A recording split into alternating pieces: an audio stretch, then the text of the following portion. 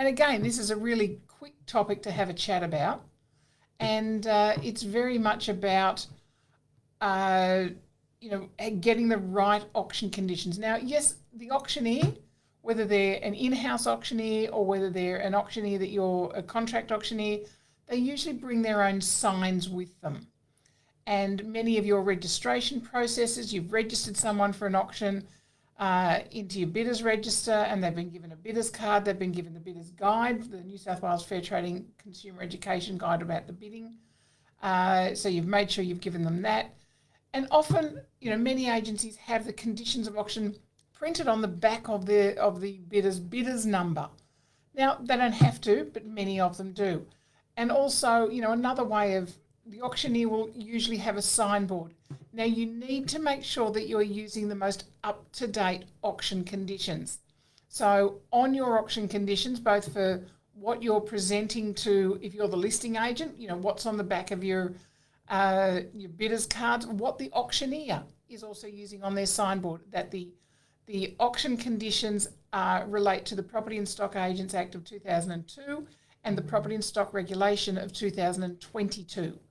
So make sure that it has the right years on it, that it's relating to the right legislation, therefore they have the right things. And of course, it has to have all of those auction conditions on there.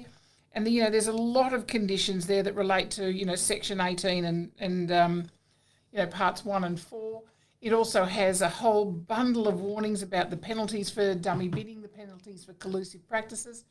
Some auction boards also include some discussion about work health and safety issues around being on that property. It doesn't legislatively have to. Not a bad thing to have on there though. So if you've got one of those with the work health and safety issues on it, fine, but you must have the auction conditions and you must have the warnings. So just make sure that if your auctioneer is in-house, that you've got them right, and that your contract auctioneer has got the right signboard as well. And that does mean they might need to get an updated signboard.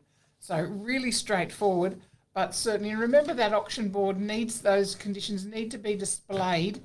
It just says in immediate proximity to the auctioneer. So whether that's tacked onto a wall beside where they're doing it, or if you're doing in rooms and it's up on, a screen, through your AV presentation, or however it is, they need to be there on a wall, on a screen, I know some of the in-rooms auctions have them on great big posters and on the wall. So, a great place to have them.